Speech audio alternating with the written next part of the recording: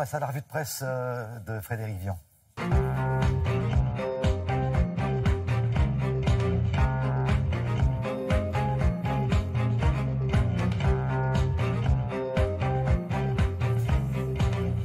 Bonjour Frédéric. Bonjour. Alors, des histoires et encore des histoires. Oui, qui nous prouvent, ces histoires, qu'il vaut mieux être riche que pauvre. C'est pas un scoop, mais ça se confirme, vous allez voir. D'abord, le site web de Marianne nous apprend que les taxes sur les stocks options vont être réduites. 120 millions de moins sur les stocks options. Cadeau d'Emmanuel Macron pour les riches, selon le journal. Vous voyez ce titre. Alors, les stocks options, c'est ces actions d'une entreprise que l'entreprise distribue gratuitement comme prime en général à ses gros salariés. Hein, c'est ça. Les stocks options, article à lire dans Marianne. Et de son côté, La Croix nous explique que de même, il y a aussi une sombre histoire d'argent dans, par exemple, la crise du beurre. Vous savez que dans plein de magasins en ce moment, on ne trouve plus de beurre. Je ne sais pas si c'est le cas dans le vôtre. Selon La Croix, c'est là aussi une question de gros sous parce que les supermarchés en France refusent de payer correctement les agriculteurs, on le sait depuis longtemps. Hein. Donc agriculteurs et producteurs de beurre vendent de plus en plus leurs produits à l'étranger où on les paye mieux, c'est le cas en Allemagne.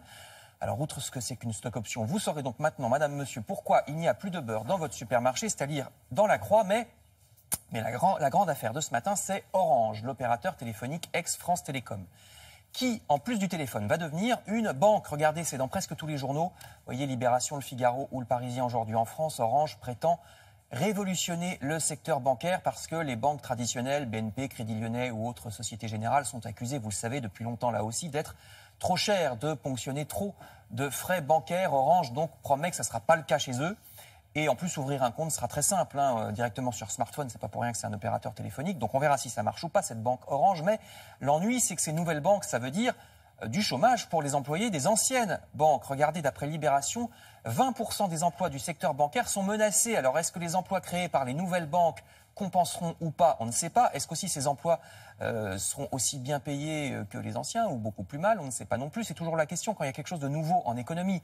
Qui est gagnant et qui est perdant? Vous apprendrez par exemple dans Les Échos, regardez que la croissance revient en Europe. Elle va même dépasser cette croissance, celle des États-Unis. Vous avez vu ce gros titre. Donc a priori, c'est une bonne nouvelle, la croissance.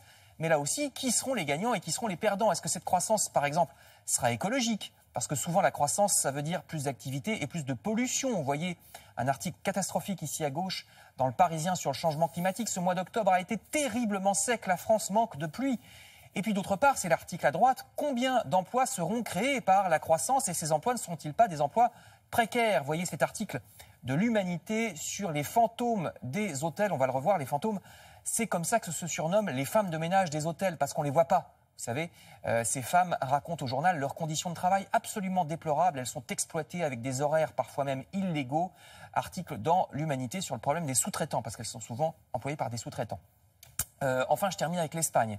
Parce que là aussi, le séparatisme catalan, c'est une histoire d'argent. Vous allez voir. Alors, le président de Catalogne, Carles Puigdemont, est en fuite en Belgique. Vous voyez ces articles dans Libération et dans Les Échos, ça vous le savez. Mais c'est le Figaro.fr qui nous donne cette explication qui n'est pas idiote.